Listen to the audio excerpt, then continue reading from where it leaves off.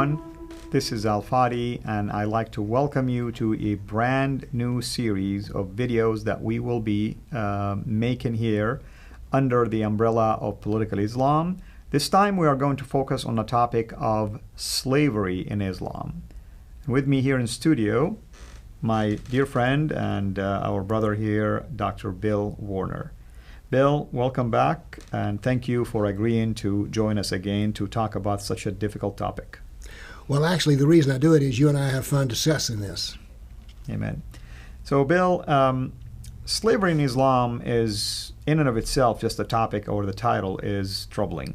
Yes. And especially in an age that we're living in where people are becoming more and more hypersensitive to anything that is historical. You know, I mean, we see the topic of reprobation in the U.S., about things that happened in the past, actually. Right. We're not like happening right now, or things that were not even ordained, for instance, by any religious authority. They were done just by men. Mm-hmm. So when it comes to slavery in Islam, you've done some research on that, Yes. Share some of the things that you came across yourself. I mean, I'm asking you as a Westerner, of course, because I want to show people who are Westerners or not Arab speakers how easy it is to uncover things like this. Well, I spent 8 years teaching at basically a black university. And one of the things that I noticed is they knew nothing about slavery except they were very sensitive to it. The theory is that evil white men on wooden ships went into Africa and brought back slaves to bring to America. There's some truth to this, but it's not nearly this whole story, because it turns out it's impossible for this to work this way. Ship sailors are not in the business of being slavers, they're in the business of sailing ships, and so they stopped in Africa to pick up the slaves who were already in slave pens. That is, this was a business transaction. Well, how did the slaves get into those pens? Well, this is this thing we want to talk about, because it turns out that there were over 11 million slaves that were brought in from the west coast of Africa, and for every slave that wound up being on the plantation, 5 more died before that, because That's right. There's a lot of collateral damage in collecting slaves. But I found that at this university there was a complete lack of ignorance about the nature of slavery, that is, that Muslims sold the slave to the white man. I was listening to an interview on NPR, and they were beginning to at least discuss the subject of slavery and to agree that, well, it was African tribes who captured other Africans to sell them to the white man. We're getting closer, right? But we're not there, nor did we actually get there, because it turns out that the reason they were there was this was a process of jihad that collected the slaves, and they had very good doctrinal reasons for doing this. Muhammad was a slave owner. He was a slaver. He gave slaves away as presents. He wholesaled them, he retailed them, he had sex with them, and so Muhammad was deeply involved in the business of slaving. And he also made money on them. Mm-hmm. When he killed the Jews in Medina, the women who were left were wholesaled off to be sex slaves. So slavery is very much a part of Islam. Now, in the book on Sharia, The Way of the Traveler, they like to blow this aside and say, well, no, actually what they say is that Islam treats a slave much better than what you're used to. Mm-hmm. That is, slavery was almost a job you'd apply for on Craigslist if it were offered. But no one actually takes that job up. I wonder why.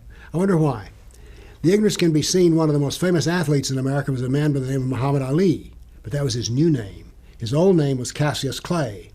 Now what's interesting is that Cassius Clay was a white man who was an abolitionist. He fought for this freedom of slavery. And what did Cassius Clay take as his new name? Muhammad Ali. Muhammad was a slave trader and Ali was a slave trader. The reason this is important is I have no objection to what a man wants to call himself, but at least you need to know the origins of it. And so you took off the name, the white abolitionist, and put on the cloak of the black slaver. So I think that we need to understand this, because you may say, well, this is just all in the history, Bill. Wrong. Go to your browser and just look up this. Modern slavery, Africa. Some estimates are there's as many as 9 million slaves being held in Africa today. This is important. I think it's also important that we understand history in the correct manner. That is, I don't say that the white men involved in this trade were any good, but I do say that the ones who put the business together were not any better than they were. We need to understand something else, is that we think of slavery in America as being black slaves. Well, there were Hindu slaves, there were white slaves. There were all manner of slaves.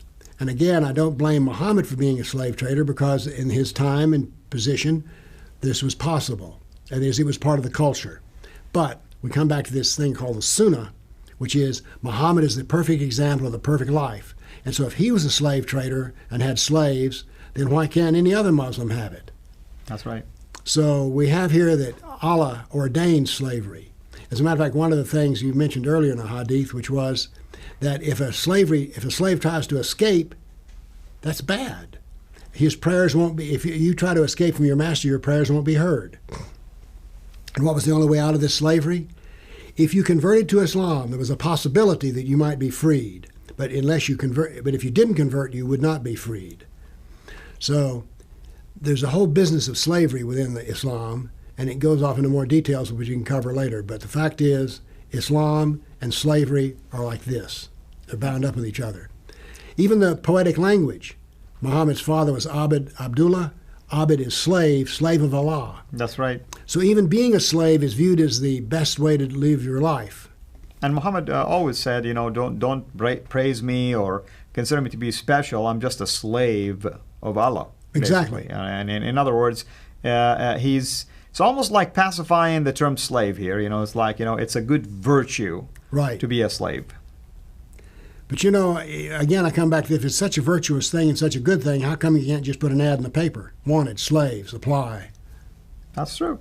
Doesn't happen. And let's talk about, does the Quran even endorses something like that? So chapter 33, verse 50 of the Quran says, Prophet, we have made lawful to you the wives to whom you have granted dowries, and the slave girls whom God has given you as booty, as reward in war, of course, or maybe you end up overtaking a tribe or something like that. You mentioned the story about the Jewish tribe, for instance, where the men were literally annihilated, killed, and now you're left with the woman, and the woman now become kind of like a product to sell and earn money off of them.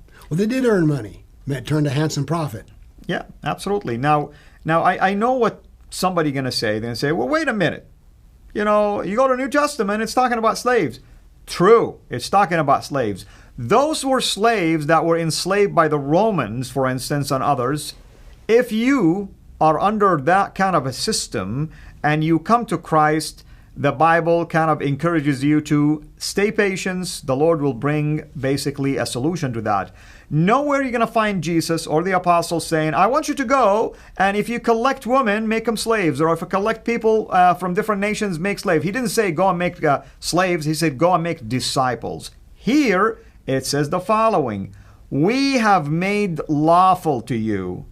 And if any Muslim is honest about the Quran, this is an open-ended permission that applies until today. Mm-hmm. Because the Quran is eternal. The Sunnah is eternal, that is the actions of Muhammad. So this is not just something that happened in the past. It is something that is forever a way to do business. Absolutely. Or a way to lead your life. Absolutely. And this one, by the way, came from chapter 33, verse 50. Chapter 23, verse 5 said the following, except with their wives and slave girls, for these are lawful to them. What is that talking about? The verse basically in context talks about that Muslim males are allowed to have sexual relationships basically with their wives and slave girls. They cannot have it outside of marriage, but if they're married, which is expected to have sexual relationship with your wife and your slave girls, which mean you're not married to her, remember? You own her, and therefore her body belongs to you. There's something interesting, by the way, about this, which is that if you're captured and you have a husband, since Muslims are forbidden to have sex with another man's wife, when you're captured, you're automatically divorced. That's right. That's right. And the scripture indeed talks about the fact that even if a slave, like you said, before she was captured, was a married person, by virtue of being a slave now, you can kiss your marriage goodbye because you're no longer obligated to that marriage, but now you're mine. I decide what to do with you. And this is the kind of teaching that are found in the Quran in many chapters. You go to chapter 4, verse 92, 5, verse 89, 58, verse 3, and the list can go on and on and on. All that to say is that this idea that Islam came to elevate the status of women, I'm not so sure really what polite word I need to use to say this is nothing but hogwash, okay? It is hogwash. There is no founding for it. I appreciate the fact that somebody feels uncomfortable about the teaching and try to come up with ways to at least justify that it was something in the past or whatever.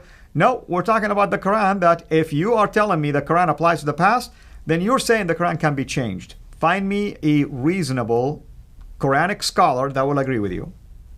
You won't find anyone. You won't find one anywhere. And if you find them, make sure they issue a public fatwa, and let's see what happens if they do something like that. Yeah. So one of the things I found interesting about slavery is that it was so integrated into Islamic society. I gave myself a little project of putting together all of the Arabic words that refer to slavery, and which was an interesting list to make. And I was interested in doing this basically on what I call the snowflake or the snow theory. It is said that Eskimos have 100 words for snow. And of course we have one, maybe 2 or 3. And the reason that it's important is the Eskimos deal with snow all the time. So therefore they have a highly sophisticated language for that. So I went through the Arabic language dictionary and found out that there were over 40 different words for slave. What does that tell me?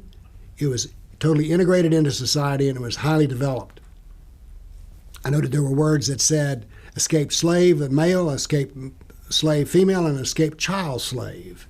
Right. So all of these things say to me that it was very much a part of the society and was very sophisticated. And again, I think we need to study this not from the standpoint of history, but from the standpoint of it's here today. That's the reason there's slaves in Africa yet to this day, and more being taken. That's correct. That's correct.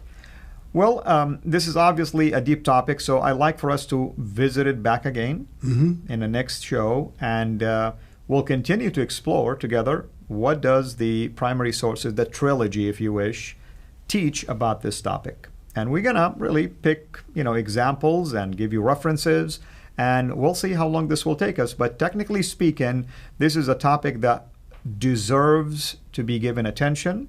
I know myself and Dr. J. Smith did a number of those, episodes on this particular topic, and we talked about the trade, the slave trade, basically, and this idea that it's Westerners versus Muslims, for instance, and we covered all of that. But here, we want to revisit it one more time, myself and Dr. Bill Warner, and now we want to show you also other references from the Quran and the Hadith that endorses slavery.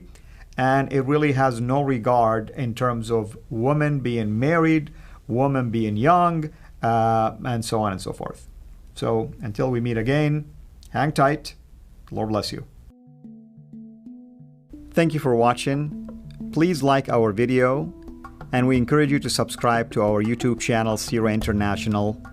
And be sure also to click the bell so that you receive notifications whenever we upload new videos into the channel. And finally, I like to prayerfully encourage you to become a patron through Patreon. Your giving is much needed and it will enable us to produce more and more of videos like this so that we can publish them on a weekly basis. So thank you in advance.